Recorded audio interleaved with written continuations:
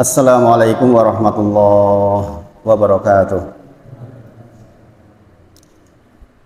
Alhamdulillahi haqqa hamdi nahmaduhu wa nasta'inuhu wa nastaghfiruh wa na'udzu billahi min syururi anfusina wa min sayyiati a'malina may yahdihillahu fala mudilla lahu wa may yudlilhu fala hadiyalah. Asyhadu alla ilaha illallah wa asyhadu anna Muhammadan abduhu wa rasuluh. Allahumma sholli ala sayyidina Muhammad wa ala ali sayyidina Muhammad.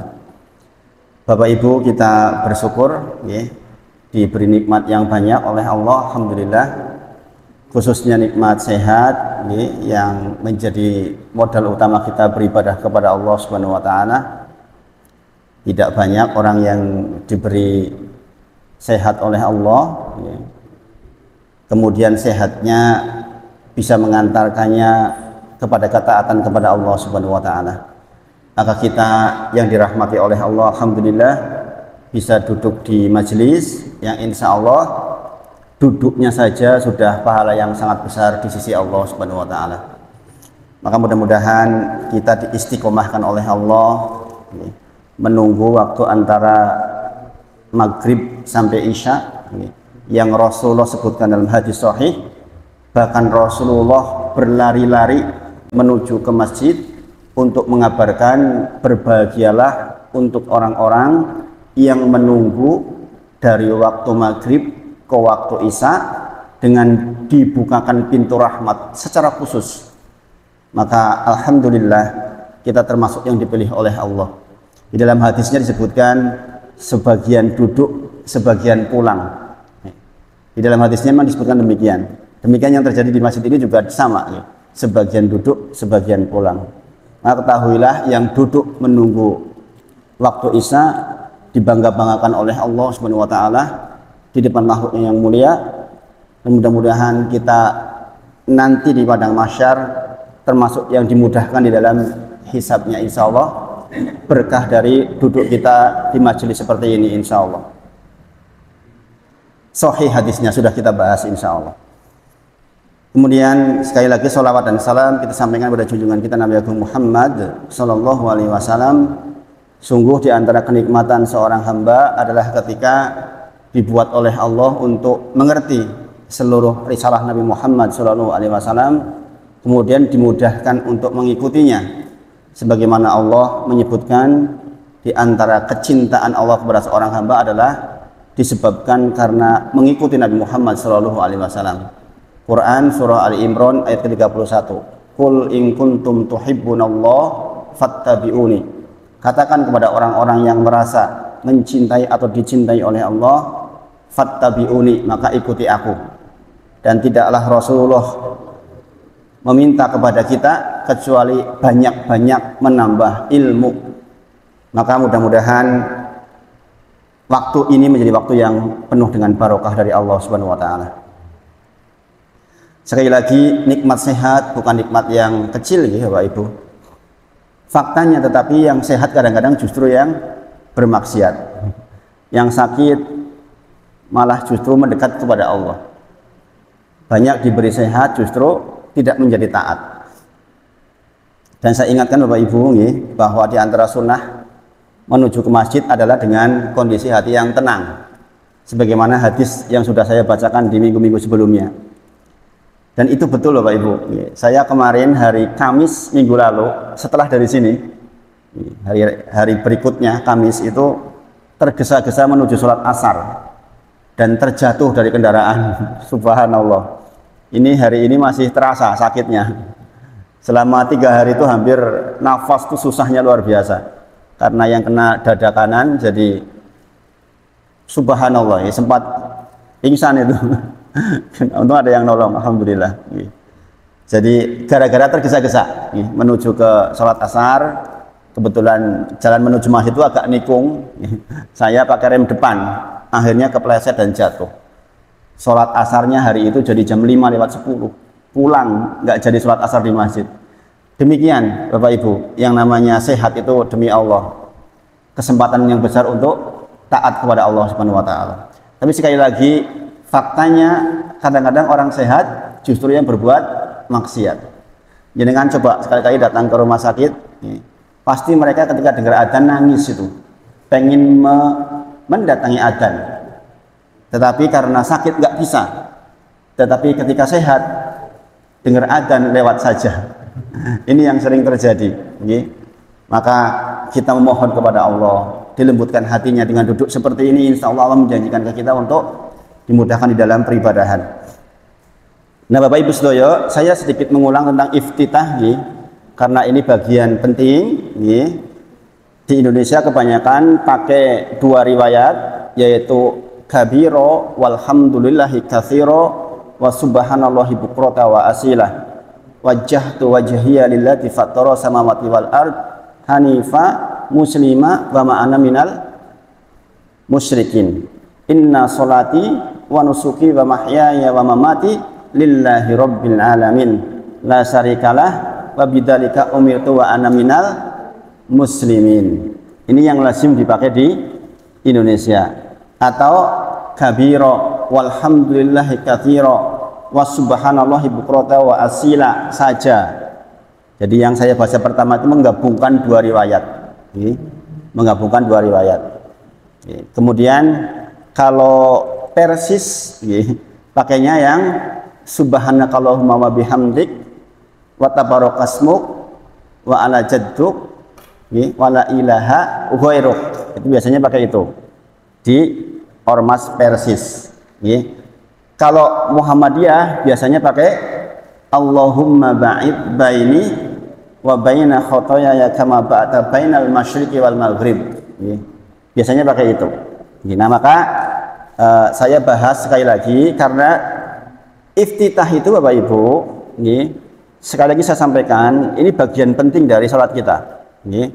Karena menyiapkan hati kita supaya nanti di qiraah pertama yaitu Al-Fatihah sudah siap hatinya. Ini saya ulang-ulang ini. Demi Allah kalau panjenengan iftitahnya betul, insya Allah sholat menjadi khusyuk. Karena di dalam iftitah itu kita diajarkan untuk benar-benar mendekat kepada Allah Subhanahu wa taala.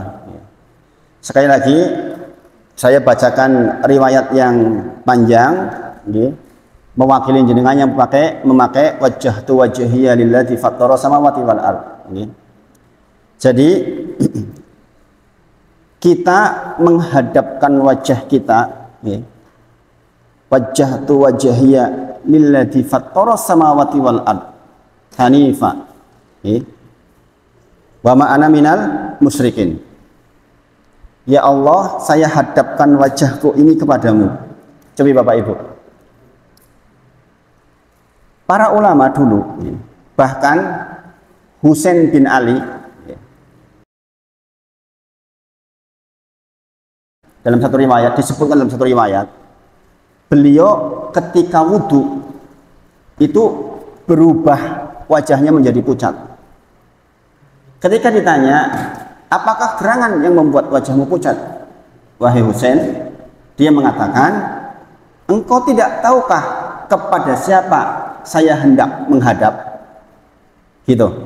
Ini wudhu ini, belum iftitah ini.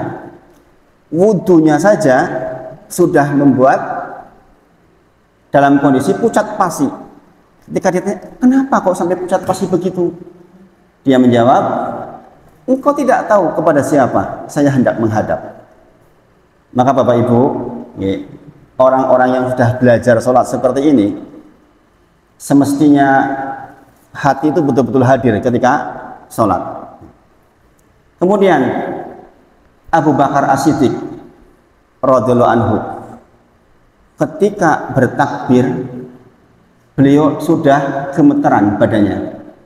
Allahu Akbar, itu sudah gemetaran. Maka ini diantara alasan mengapa ketika Abu Bakar ditunjuk oleh Rasulullah untuk menjadi pengganti imam, beliau sempat mengatakan, jangan saya, karena saya mudah menangis di dalam sholat saya. Saya khawatir nanti jamaahnya tidak khusyuk, makmumnya tidak khusyuk. Karena beliau itu gemeter kalau sholat. Nah, orang-orang yang seperti ini adalah orang termasuk orang-orang yang kita tahu. Abu Bakar As-Siddiq radhiyallahu anhu termasuk yang dijamin masuk surganya Allah Subhanahu wa taala. Maka seseorang yang mengucapkan wajjahtu wajhiya lillazi fattara samawati wal ard hanifa wa ma ana minal musyrikin, itu sudah harus betul-betul hatinya hadir, tahu betul saya menghadapkan wajahku kepada Allah Subhanahu wa taala. Kita tahu Bapak Ibu, akan datang suatu masa di padang mahsyar yang kita tahu khamsina alfasana, panjang waktu nunggunya kita di sana. Kita akan dihadapkan berdiri, bukan duduk, berdiri di hadapan Allah Subhanahu wa taala. Kita akan diadili oleh Allah Subhanahu wa taala. Jadi kita dua kali berhadapan dengan Allah. Di dunia ketika sholat, di akhirat ketika di padang mahsyar. Maka jangan mengucapkan wajjahtu wajhiya lillazi fattara samawati. Ya Allah, saya menghadapkan wajahku kepada Engkau, zat yang menciptakan langit dan bumi, Hanifah, dan saya hadir sebagai seorang muslim yang berserah diri, yang ikhlas. Hanifah, dengan ikhlas betul, sudah pokoknya waktu itu kita benar-benar menghadap kepada Allah Subhanahu wa taala. Makanya semakin khusyuk sholat kita, begitu masuk kita ke sholat takbir, itu insya Allah udah nggak ingat itu kunci di mana hilangnya, sertifikat kita di mana, insya Allah udah nggak keinget itu. Seandainya kita bisa menghadirkan keadaan seperti ini, kita sedang menghadap kepada Allah, berharap khusyuk. Kemudian Bapak Ibu bayangkan, dengan berhadapan dengan zat yang menciptakan langit dan bumi, wama bainahuma, dan apa-apa yang ada di antara keduanya. Berarti termasuk kita, istri kita, perusahaan kita, seluruhnya kita sedang berhadapan kepada zat yang menciptakan itu semua. Maka gimana nggak gemeter Bapak Ibu? Semakin kita memahami, baru iftitah saja kita sudah bisa bercucuran air mata.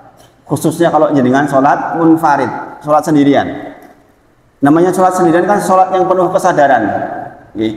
Beda dengan sholat berjamaah Bapak Ibu. Sholat berjamaah suasananya kita berbeda dengan sholat sendiri. Ketika dengan sholat berdiri sendiri malam, Allahu Akbar, wajjahtu wajhiya lillazi fattara samawati wal ard hanifa wa ma ana minal musyrikin. Itu di situ aja kita sudah rasanya bagaimana itu. Kemudian dengan membuat pernyataan wa ma ana minal musyrikin, dan saya bukan termasuk orang yang menyekutukanmu ya Allah. Itu pernyataan tauhid Bapak Ibu. Bahwa sudah saya sholat ini benar-benar hanya menyembah kepadamu, mengharap kepadamu, meminta kepadamu, bersandar atas seluruh kekhawatiranku hanya kepadamu. Setiap kita pasti punya kekhawatiran tentang masa lalu dan masa depan. Masa lalu kita banyak dosa-dosa, masa depan kita tidak tahu akan di mana. Bahkan Ibrahim alaihissalam di dalam Quran surah Ibrahim dikatakan masih berdoa, Robbi wajnubni wa baniya ana a'budul asnam. Ya Allah, jauhkan aku dan keturunanku dari menyembah kepada berhala. Itu Ibrahim alaihissalam. Karena khawatir terhadap masa depannya. Yang sudah berdoa seperti itu saja, keturunannya masih ada yang jadi Bani Israel. Nggak seluruh dikabulkan itu. Masih ada keturunan Ishak yang sekarang membantai orang-orang Palestina. Apalagi kita Bapak Ibu. Maka kita memohon betul kepada Allah. Wajjahtu wajhiya lillazi fattara samawati wal ard hanifa wa ma ana minal musyrikin. Kemudian kita memberikan pernyataan lagi. Inna sholati wa nusuki wa mahyaya wa mamati lillahi rabbil alamin. Ya Allah, sesungguhnya salatku, sembelihanku, ibadahku, hidupku, matiku lillahi rabbil alamin. Ini bukti dari kata-kata wa ma ana minal musyrikin. Saya enggak musyrik kok ya Allah. Buktinya ini salat saya, sembelihan saya, hidup saya, mati saya hanya untuk Engkau ya Allah. Demi Allah, kalau jenengan membaca dengan pengertian seperti ini, baru iftitah saja jenengan sudah gemeteran itu. Kemudian la syarikalah, tidak ada sekutu bagimu. Kita memperkuat pernyataan kita. La syarikalah berarti kita benar-benar mengakui satu-satunya Rabb kita adalah Allah Subhanahu wa taala. Wa bidzalika umirtu wa ana minal muslimin. Yang dengan itu saya patuh terhadap perintah-perintahmu. Wa bidzalika umirtu. Yang dengan itu saya diperintahkan berpatuh mengikuti perintah-perintahmu ya Allah. Wa ana minal muslimin, dan saya termasuk orang-orang muslim, orang-orang yang berserah diri. Berserah diri, kalau jenengan melihat akar bahasa artinya siap diatur Bapak Ibu. Jadi begitu jenengan sholat memang sadar menjadi orang yang siap diatur oleh syariat-syariat Allah Subhanahu wa taala. Kemudian Allahumma antal malik, ya Allah sesungguhnya yang berkuasa, yang jadi raja itu Engkau. Berarti kita di dunia itu melihat enggak ada raja selain Allah. Semuanya jadi terasa kecil ketika kita sholat Bapak Ibu. Katakanlah kita punya soal besar, tapi soal itu juga di bawah kuasa Allah. Sebaliknya kita mungkin menjadi orang yang berkuasa, ketahuilah kuasa itu juga yang paling berkuasa Allah. Sehingga begitu sholat itu kita sama, betul-betul menghadap sebagai seorang hamba. Maka dikatakan Allahumma antal malik la ilaha illa ant, tidak ada zat yang berhak diibadai dengan benar kecuali Engkau ya Allah. Anta Rabbi, ya Allah Engkau tuh Rabb saya. Para ulama Bapak Ibu kalau sudah sampai ke kalimat ini Anta Rabbi pasti menangis, enggak bisa enggak nahan nangis.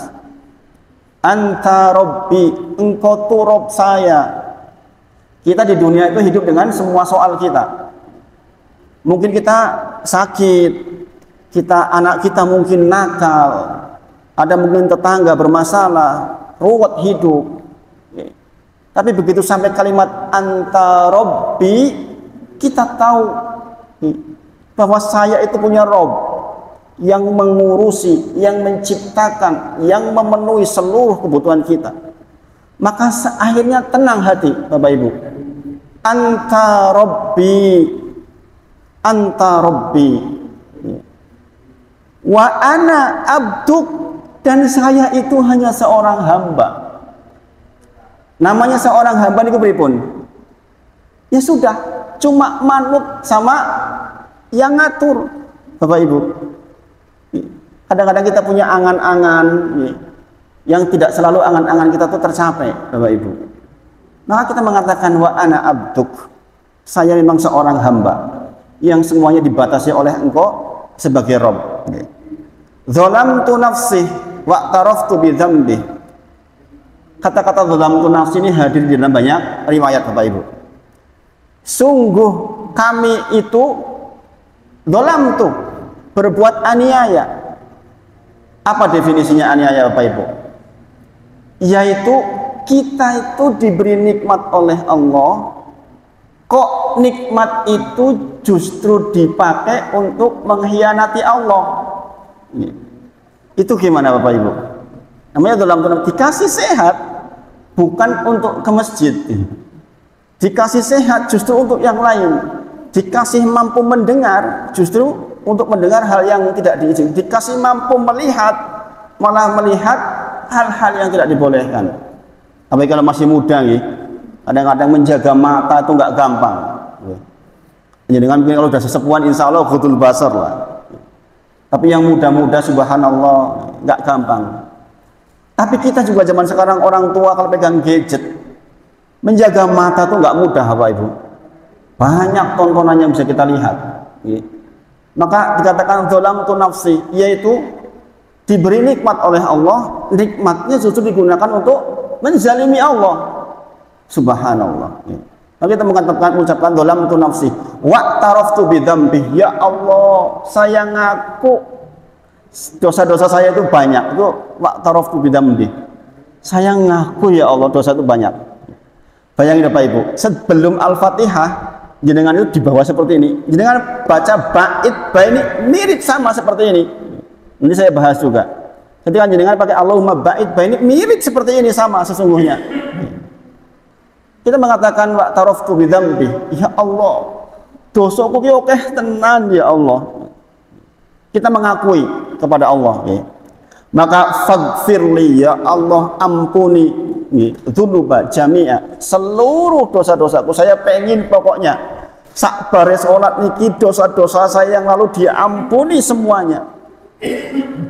Siapapun yang diampuni dosanya artinya soal-soal selesai Bapak Ibu. Bapak jangan perhatikan, ibadah-ibadah besar selalu pahalanya adalah diampuni dosa-dosa.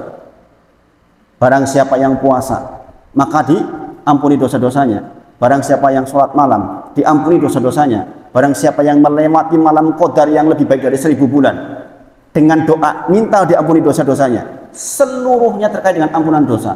Maka dikatakan faghfirli dzunuba jami'a, ya Allah, ampuni seluruh dosa-dosaku ya Allah. Kenapa Bapak Ibu? Nanti jenengan akan mengatakan iyyaka na'budu wa iyyaka nasta'in. Ketika kita mengucapkan iyyaka na'budu wa iyyaka nasta'in, maka dikatakan sesungguhnya ini perjanjian antara aku dan hambaku. Untuk hambaku apa yang dia minta, kata Allah. Jangan mengucapkan di dalam Al-Fatihah iyyaka na'budu wa iyyaka nasta'in. Allah tuh jawab langsung. Ini perjanjian antara aku dan hambaku. Untuk hambaku apa yang dia minta. Syarat dikabulkannya doa-doa, dihapuskan dosa-dosanya Bapak Ibu. Maka di iftitah kita sudah minta faghfirli dzunuba jami'a, ampuni seluruh dosa-dosa saya ya Allah. Kemudian innahu la yaghfiru dzunuba illa ants. Sesungguhnya kita ngerayu Allah ini. Sesungguhnya enggak ada yang bisa mengampuni dosa-dosa kecuali Engkau ya Allah. Masya Allah ya Bapak Ibu. Iftitah itu Masya Allah. Masya Allah. Kemudian wahdini li ahsanil akhlaqi, ya Allah, tunjukilah kepada saya akhlak yang baik. Segera setelah selesai sholat saya jadi orang yang mudah senyum, baik di lingkungan, hadir di tengah-tengah lingkungan bukan membuat sempit tapi menjadi longgar. Orang yang sholatnya baik, begitu keluar dari sholat membuat orang lain hatinya longgar Bapak Ibu. Maka dikatakan di sini wahdini li ahsanil akhlaqi la yahdi li ahsaniha illa ants. Enggak ada yang bisa membuat akhlak saya jadi bagus kecuali Engkau ya Allah.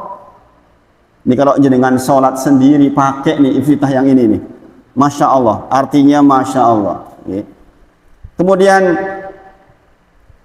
wasrif ani sayyi'aha, ya Allah, palingkan aku dari sifat yang buruk, dari perilaku yang buruk. Begitu ada keburukan itu dipalingkan, kita nggak mau, hati kita nggak tentrem dengan keburukan. La yasrifu anni sayyi'aha illa ants. Nggak ada yang bisa memalingkan keburukan atas diriku kecuali Engkau ya Allah. Masya Allah, Masya Allah. Kemudian labbaik wa sa'daik, saya penuhi panggilanmu ya Allah. Panggilan di dalam adzan untuk sholat menghadap. Wa sa'daik, dan saya patuh kepadamu ya Allah. Pernyataan ini. Kemudian wal khairu kulluha fi yadaik, seluruh kebaikan ada di tanganmu ya Allah. Kemudian wasyarru laisa ilaik, dan seluruh keburukan tidak pantas disandarkan kepadamu. Artinya kalau ada keburukan kita yang jadi buruk, yang jadi masalah. Kemudian tabarakta wa ta'alait astaghfiruka wa atubu ilaik, maha berkah Engkau yang maha tinggi, aku mohon ampunan dan bertobat kepadamu. Ini salah satu redaksi dari iftitah kita. Bayangin Bapak Ibu, kalau kita sudah hadir dengan iftitah seperti ini, gimana?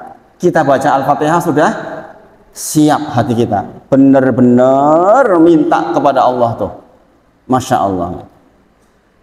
Kemudian sekarang yang pakai bait baini, Allahumma bait baini, ini juga Masya Allah. Bapak Ibu, nanti kita akan sampai kepada pembahasan tentang apa yang boleh, apa yang makruh di dalam sholat. Salah satu apa yang dibolehkan di dalam sholat adalah menangis di dalam sholat. Bahkan ini diantara ciri ketakwaan seseorang. Ya Pak Ibu, jadi kalau dengan menangis di dalam sholat itu boleh. Dengan baca tadi anta robbi, nangis boleh. Karena kalau yang menyadari betul mengucapkan anta robbi pasti nangis, dengan nggak mungkin enggak. Karena sadar kita hidup betul-betul hanya bersandar kepada Allah, kepada Rob kita yang menciptakan, yang mengurusi, yang memiliki kita semua. Kadang-kadang banyak yang di luar kendali kita, anak kita, menantu kita, kadang-kadang tidak sesuai apa yang seperti yang kita ingin. Maka kita tahu ada Rob yang pegang dia, ada yang mengatur dia, ada yang pegang hatinya dia. Maka boleh dengan menangis di dalam sholat. Bapak Ibu, sekarang kita bahas yang Allahumma ba'id baini wa baina khotoyaya. Allahumma ba'id, jangan salah baca jangan Allahumma ba'id. Antara ba pakai alif dengan pakai tasdid itu berbeda arti. Allahumma ba'id dengan Allahumma ba'id itu berbeda. Yang betul dalam kasus iftitah adalah Allahumma ba'id baini wa baina khotoyaya. Khotoya, ya yang pertama panjang khotoya, ya yang kedua pendek, khotoya ya. Kenapa? Ini penting dipahami. Allahumma ya Allah ba'id, ba ini tolong jauhkan sejauh-jauhnya, itu ba'id. Kalau ba'id tolong jauhkan, ini ngasih ketok, masih terlihat. Tolong jauhkan tas ini dari saya, tapi masih terlihat dalam bahasa Arab ba'id. Tapi kalau dengan tolong ini dijauhkan sampai benar-benar jauh, saya nggak mau lihat lagi, nggak pengen ketemu lagi, itu ba'id. Maka di sini kita mintanya Allahumma ba'id, menunjukkan ya Allah tolong jauhkan antara saya dengan khotoyaya sejauh-jauhnya. Maksudnya sejauh-jauhnya dihapus oleh Allah Bapak Ibu, supaya nanti ketika di padang mahsyar nggak diperlihatkan. Itu maksudnya faman ya'mal mithqala dzarratin khairan yarah wa man ya'mal mithqala dzarratin syarran yarah. Jenengan tahu baik yang baik maupun yang buruk nanti diperlihatkan di padang mahsyar kepada jenengan. Lah kita lagi ingin tuh dengan mengucapkan Allahumma ba'id baini wa baina khotoyaya, maksudnya tolong saya nggak mau ketemu lagi dengan dosa yang sudah lewat itu, nggak mau ya Allah, jauhkan, dihapus saja ya Allah, itu maksudnya. Maka kata-katanya khotoya ya, ada ya di situ, maksudnya iki dosa saya, itu maksudnya mengaku kita itu. Kalimat ya di bagian akhir menunjukkan bahwa itu dosa-dosa saya ya Allah, saya ingin itu dijauhkan dari saya sejauh-jauhnya. Kama ba'ata bainal masyriqi wal maghrib, seperti jauhnya timur dan barat. Nek jenenge timur kali barat lan jenenge mboten ketinggal malih to, saking adohe. Pokoke sak adoh-adohe ukuran teng dunia niku lak timur dan barat gini apa nggih? Gini apa nggih? Dhuwur karo ngisor dhewe niku paling adoh pun. Maka kama ba'ata bainal masyriqi wal maghrib, seperti jauhnya timur dan barat, moh ketemu meneh, itu maksudnya. Sama toh dengan yang tadi, intinya Allahumma ba'id baini wa baina khotoyaya kama ba'ata bainal masyriqi wal maghrib. Masya Allah Bapak Ibu, coba kalau kita sudah dijamin oleh Allah, dosa kita sudah diampuni ketika sedang iftitah, nanti laju ke Al-Fatihah dan seterusnya, lebih tentrem, jenengan akan khusyuk sholatnya. Bagaimana tidak? Jenengan sudah menjadi orang yang diampuni oleh Allah Subhanahu wa taala. Sayangnya selama ini karena nggak ngaji, nggak mau duduk di majelis, orang sampai tua nggak ngerti itu makna bacaan tentang sholat, sehingga sholatnya hanya dibaca biasa saja. Lah terus kapan dia merasakan nikmatnya sholat kalau begitu Bapak Ibu? Maka sering saya katakan kalau sudah sepuh, kalau nggak mau duduk di majelis, terus mau bagaimana Bapak Ibu? Gini apa nggih? Gini apa nggih? Wong lagi duduk di majelis belum tentu paham. Gitu? Ada yang terdengar, ada yang tidak. Lah apalah lagi kemudian nggak mau duduk di majelis. Waktu kita tinggal sedikit Bapak Ibu. Gini apa nggih? Tinggal sedikit, nggak akan 50 tahun lagi, mungkin nggak akan 30 tahun lagi, nggak akan. Dan itu pendek Bapak Ibu. Kita ingin ibadah paling utama yang akan dihisap kali pertama, yang jikalau dia baik maka baik seluruhnya, yang jikalau dia buruk maka buruk seluruhnya. Sholat minimal sudah tua kita usahakan sholat kita tuh bener-bener Bapak Ibu. Bayangkan, baru iftitah saja sebenarnya kalau kita paham sholat itu memang dahsyat banget, pantas dikatakan sebagai standar untuk ibadah-ibadah lain. Nek sholatnya api, liyane api. Nek sholatnya elek, liyane elek. Bapak Ibu, coba kita resapi yang seperti ini. Demi Allah Bapak Ibu, kalau kita pahami betul makna satu persatunya, baru iftitah aja kita udah merasakan nikmatnya sholat, dan kita takut betul kepada Allah Subhanahu wa taala. Jadi awal ba'id baini wa baina khotoya kama ba'ata bainal masyriqi wal maghrib menunjukkan keinginan kita untuk benar-benar dihapus dosa-dosa kita. Kemudian redaksi berikutnya gimana kok? Allahumma naqini min khotoyaya kama yunaqqa thawbul abyadu minad danas. Kata-kata minad danas ini noda yang susah dibuang, yang nempel di baju yang putih pripun iku. Jadi jenengan itu lagi minta kepada Allah, ya Allah nek ana dosa sing kira-kira dosane ya abot rasanya di sisimu. Mungkin naudzubillah dulu waktu muda kita pernah berzina, mungkin pernah mencuri, pernah saksi bohong. Saksi bohong termasuk dosa besar, itu berat. Saksi bohong itu dosa berat Bapak Ibu. Sering saya ditanya, lah terus kita gimana ini? Yang kerja untuk urusi yang laporan-laporan ke pemerintah, dana bos, saya harus tanda tangan. Ya itu saksi bohong termasuk, nggak boleh. Nah ini orang kaya ngono tahun ngarep orang metu meneh. Ada yang begitu? Iya, kadang-kadang saya dikeluhi orang-orang yang mengelola dana-dana dari pemerintah. Iki nek ora digawe program, kok tahun ngarep maune metune 100 juta dadi mung 20 juta. Lah sing 40 juta piye carane ben metu. Lah ini kita tanda tangan, subhanallah Bapak Ibu. Dosa-dosa seperti itu minad danas itu. Dosa-dosa yang nyekel banget niku lho teng baju niku. Makanya dikatakan di sini minta ya Allah, kalau ada dosa-dosa yang model begitu itu tetap dikeluarkan ya Allah. Saya pengen menghadap Engkau bersih ya Allah. Saya mati nggak bawa dosa-dosa ya Allah. Itu maksudnya Bapak Ibu. Karena faktanya mungkin kita hidup 50 tahun, pernah mungkin kita karena beberapa hal melakukan dosa yang semisal itu. Uququl walidain, mungkin kita pernah bentak orang tua kita, subhanallah. Yang seperti itu dosa yang nempelnya tuh banget. Atau kita menyakiti istri kita yang banget menyakitinya sampai nusuk betul ke dada, itu minad danas itu.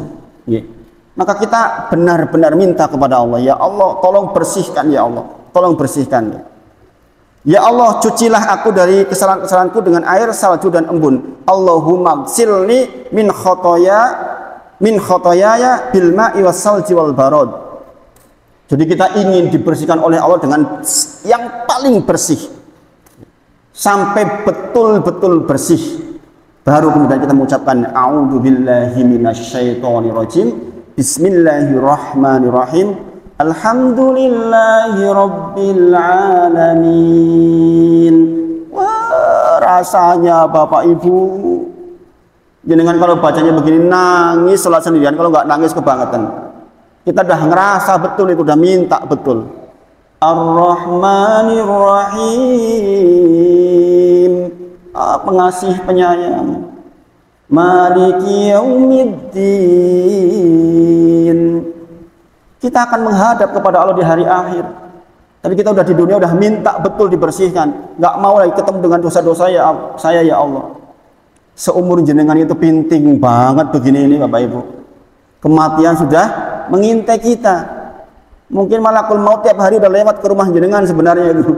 Ini kapan nih datang waktunya ini? Jatahnya tinggal sedikit Bapak Ibu. Maka kita pastikan kita menjelang tidur juga minta ampun kepada Allah. Sebelum tidur pastikan sudah witir minimal 3 rakaat. Sholat 3 rakaat, khawatir nggak bangun lagi. Sebagaimana witirnya Abu Bakar As-Siddiq, termasuk yang witirnya sebelum tidur. Khawatir nanti tidur tidak bangun, Bapak Ibu. Nah, Bapak Ibu, saya berharap ketika jenengan paham seperti ini, mulailah berlatih untuk menghadirkan hati betul ketika sholat sendiri khususnya, karena biasanya yang bisa nangis itu ketika sendiri. Dan Bapak Ibu, sungguh yang namanya menangis itu adalah kebaikan di sisi Allah. Kalau jenengan tahu, yaitu menangis karena takut kepada Allah. Kata Rasulullah sallallahu alaihi wasallam, walladzi nafsu Muhammadin biyadih, sampai Rasulullah bersumpah, demi yang jiwanya Nabi Muhammad SAW di tangannya, lau ta'lamuna ma'a'lam, seandainya engkau tahu yang aku tahu, kata Rasulullah, la dhahiktum qalila wa la bakaitum katsira, maka engkau akan sedikit banget tertawa dan banyak menangis. Sinten sing ngendika niku? Rasulullah sallallahu alaihi wasallam. Seandainya panjenengan mangertosi napa ingkang kula ngertos, kata Rasulullah, dijamin jenengan kathah nangis sithik guyu niku Bapak Ibu. Makanya yang namanya menangis itu termasuk keutamaan. Coba jenengan perhatikan, dari sekian waktu jenengan sholat dari kecil sampai sekarang, berapa sholat yang jenengan sampai nangis, hadir hati sampai guguk di hadapan Allah. Yang seperti ini Bapak Ibu, itu berharga di sisi Allah. Kalau jenengan bisa sholat sambil betul-betul hadir, berbesmili betul, itu berguna betul di sisi Allah. Karena apa? Rasa takut kepada Allah Subhanahu wa taala. Suatu ketika Umar bin Khattab orang kuat. Salam, assalamualaikum warahmatullah, assalamualaikum warahmatullah. Wah, air matanya penuh sampai ke jenggot. Ditanya, kenapa engkau orang kuat seperti kamu kok menangis ketika salam? Dikatakan, sungguh hadir padaku pada saat salam tadi tentang umatnya Nabi Muhammad SAW di masa yang akan datang, yang panjang angan-angannya, sehingga dia takut mati karena panjang angan-angan. Dan kita hari ini begitu Bapak Ibu. Kita di dunia sekarang seolah-olah kaya itu arep urip 5 tahun meneh. Padahal gini apa nggih? Sebagian kita mungkin akan dipanggil kurang dari 5 tahun, kurang dari 10 tahun. Saya ngaji di salah satu masjid itu sesepuan dengan ini. Yang namanya saya itu nelongso itu luar biasa Bapak Ibu. Saya itu meninggal jamaah itu udah lebih dari 10. Lebih mungkin. Yang tadinya biasanya duduk di sana, sekarang lagi nggak duduk lagi. Masya Allah Bapak Ibu. Maka menangis Bapak Ibu. Setelah belajar seperti ini, mungkin nanti dengan malam bangun sholat ndalu nangis Bapak Ibu. Takut kepada Allah Subhanahu wa taala. Banyak hal yang akan jenengan peroleh ketika jenengan takut kepada Allah Subhanahu wa taala. Dalilnya di antaranya Quran surah Ar-Rahman ayat 46. Dan bagi orang yang takut akan saat menghadap Rabb-nya ada 2 surga. Quran surah Ar-Rahman ayat 46. Waliman khofa maqama rabbih jannatani, maka 2 surga. buat dia. Tentang dua surga bagaimana, itu pembahasan tersendiri. Intinya itu kemuliaan. Intinya kemuliaan. Ya. Maka yang dimaksud waman khofa, ya, barang siapa yang takut, yaitu takut ketika ngadep Gusti Allah nanti. Ya. Takut ketika berdiri di depan Allah maksudnya. Jangan diadili di dunia aja takut banget. Barang siapa yang khofa, ketika koma, ketika dia berdiri di hadapan Allah, maksudnya takutnya dia itu menjadikan dia dua hal, Bapak Ibu, yaitu menjadikan dia jadi taat kepada Allah dan menjadikan dia tertahan dari maksiat kepada Allah. Itu maksudnya. Maksudnya waman khofa, barang siapa yang takut, yaitu menikah yang hadir rasa takut, sehingga dengan rasa takutnya dia kemudian jadi taat. Arep orang mangkat isa putih karo Gusti Allah jadi berangkat. Arep mulih bar maghrib kok yo eman-eman ra linggo ning majelis jadi duduk taat kepada Allah, maka dapat dua surga. Maksudnya adalah satu surga karena dia taat kepada Allah, satu surga karena dia menjauhi maksiat kepada Allah, dan dua-duanya adalah surga yang utama. Maka dikatakan waman khofa, barang siapa yang takut ketika mengingat berdiri di hadapan Allah, kemudian dengan takutnya itu menjadikan dia taat kepada Allah dan takut bermaksiat kepada Allah, maka baginya dua surga. Masya Allah Bapak Ibu. Orang takut itu identik dengan nangis, pasti nangis, takut betul nih. Masya Allah. Atau mungkin jangan lihat di dalam Quran surah An-Nazi'at ayat 40-41. Wa amma man khofa maqama rabbih, ini sama redaksinya ini. Kemudian wa nahan nafsa 'anil hawa, barang siapa yang takut mengingat terhadap waktu berdirinya di hadapan Allah di padang mahsyar. Kemudian wa nahan nafsa 'anil hawa, kemudian dia menahan terhadap apa yang tidak dibolehkan, tuntutan hawa nafsunya, maka fa'inal jannata hiyal ma'wa, maka tempat tinggalnya adalah surga. Bapak Ibu, sekali lagi, rasa takut yang melahirkan ketaatan dan menjauhi larangan, itulah yang akan membuat jenengan ditempatkan di surganya Allah Subhanahu wa ta'ala.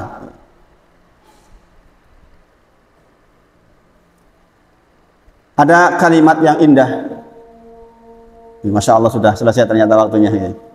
Jadi kita tutup dari sampai ke rasa takut kepada Allah Subhanahu wa ta'ala. Bapak Ibu, saya menyiapkan jenengan untuk mendapatkan sholat yang berkualitas, Bapak Ibu. Makanya saya pembahasan iftitah ini saya perdalam, harapannya jenengan betul-betul berkualitas sholatnya, sehingga sisa umur sholatnya benar-benar sholat karena Allah Subhanahu wa ta'ala, benar-benar berkualitas insya Allah.